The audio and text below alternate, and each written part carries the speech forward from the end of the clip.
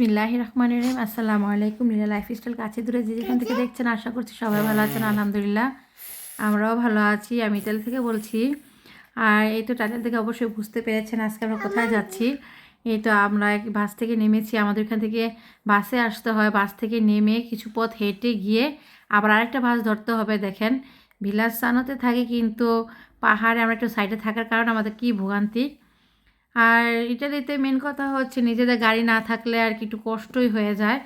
অনেকখানি পথ হেঁটে আসলাম, হেঁটে এসে এই যে আবার বাস স্ট্যান্ডে যাচ্ছি। দেখেন অনেক দূর। এই তো আবদুল্লাহর বাবা আবদুল্লাহকে নিয়ে আগে আগে চলে যাচ্ছে, আর আমি যে পেছন পেছন আসছিলাম। পাহাড়ি এলাকা, পায়ে হেঁটে উঠতে খুবই কষ্ট। দেখতে তো দেখা যায় একবারে সহজ রাস্তা, কোনো সমস্যা নেই, কিন্তু হাঁটতে অনেকই কষ্ট হয়ে যায়, অনেক আর কি অসুবিধা হয়। তো এই যে এখানে বাসের জন্য অপেক্ষা করছিলাম। আর এই যে এটা ভাবছিলাম, আবদুল্লাহ বাবাকে বলছিলাম এটা স্কুল হলে ভালো হতো, বাস স্ট্যান্ডের সাথেই সহজ হতো। তো বাস তো আর আসছে না, অনেক লেট করছে বাস, একেবারে এত লেট করছিল মনে করেন যে কি বলবো। আমি বিরক্ত হয়ে যাচ্ছিলাম যে বাস কেন আসছে না। তারপরে তো অবশেষে বাস আসছে। তারপরে আসলাম, আমরা খুঁজছি যে স্কুলটা কোথায়।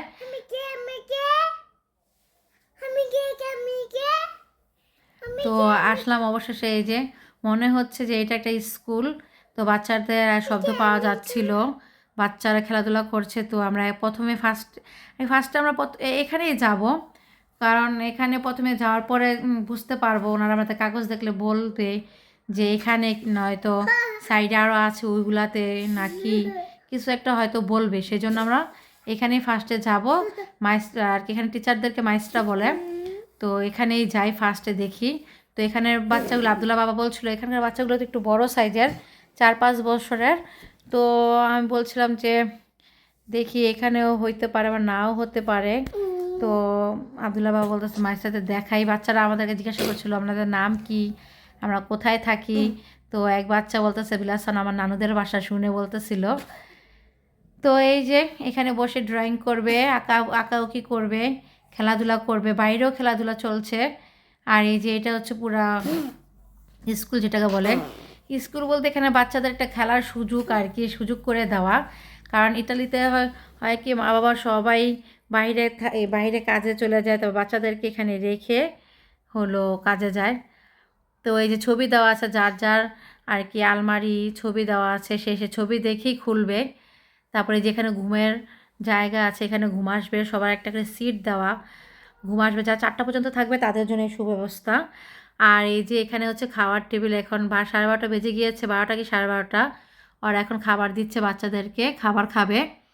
আর এই তো এই যে পুরা স্কুলটা, এখানে খেলাধুলা করে বাচ্চাদের সাথে মিশতে পারে আর কি, এটাই আর কিছু না। এখানে পড়ালেখা হয় না, একটু আর কি বাচ্চাদের সাথে খেলাধুলা করতে পারে, আঁকাউকি করে, একটু ড্রয়িং, এই আর কিছু না। এই যে এখানে ছবি দেওয়া আছে। আবার দেখলাম সুন্দর সিস্টেম, এখানে তোয়ালে দিয়ে হাত মুছতে হবে টয়লেটের পরে বা হাত ওয়াশের পরে। তোয়ালে আছে, যার যার ছবির মাঝে তার তার তোয়ালেটা ঝুলানো থাকবে, সে ছবি দেখে হাত মুছবে, আরেকজনেরটা ধরতে হবে না। সুন্দর সিস্টেম। এই যে আবদুল্লাহ কি সুন্দর মাইস্টার সাথে হাঁটছিল। আমার ছেলে অনেক মাশাল্লাহ মিশুক আছে, সবার সাথে মিশে যায়।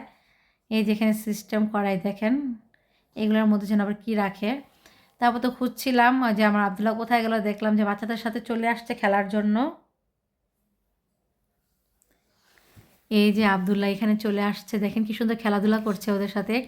আর এই যে সাদা গেঞ্জি মেয়েটা, সুন্দর না বাচ্চাটা, বলেন কি কিউট। হ্যাঁ আবদুল্লাহ আরও খেলতে চাচ্ছে, এখন অলরেডি আমার পাশে বসে আছে, বলছে আরও খেলবো। তা যাই হোক বাচ্চাদের সাথে খেলছিল আর শিখাই দিচ্ছিলো যে এভাবে পা উঠাও, পা উঠিয়ে আবার স্লিপ কাটো। আবার ইতালিয়ান ভাষায় বলছিল আরও উঠবে কি না। তারপর তো আমরা বাসায় চলে আসলাম, অনেক কষ্ট হয়েছে আসার সময়, বাস তো ছিলই না। এক বাস থেকে নেমে আরেক বাসের জন্য অপেক্ষা করতে করতে মনে করেন 1টা বেজে গেছে। তারপর তো বাসায় এসে যে রান্না করে নিলাম, টক রান্না করেছি। আর এখানে যে পেঁয়াজ ভেজে, আদা রসুন ভেজে, তার সাথে হলুদ ফাঁকি, মরিচ ফাঁকি, ধনিয়া ফাঁকি দিয়ে, কারি পাউডার দিয়ে, টমেটো দিয়ে, তারপরে ভালো করে কষায়ে তারপরে হচ্ছে টমেটো রান্না করে নিব, একটু সরি টমেটো না ডিম রান্না করে নিব।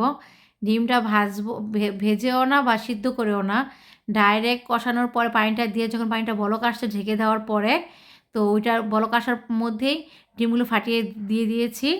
এই তো হয়ে গেল আমার শর্টকাট রান্না।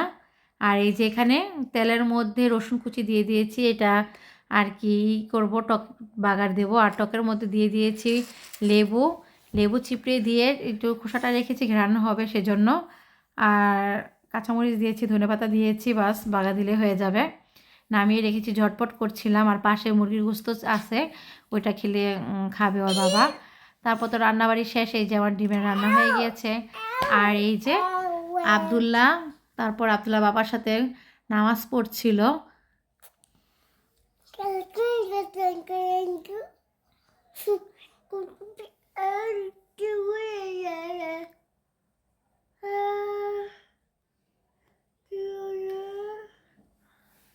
এই যে আবদুল্লাহ একটু ড্রয়িং করে আবার নামাজ পড়ে, ড্রয়িং করে নামাজ পড়ে, দুষ্টামানি করে।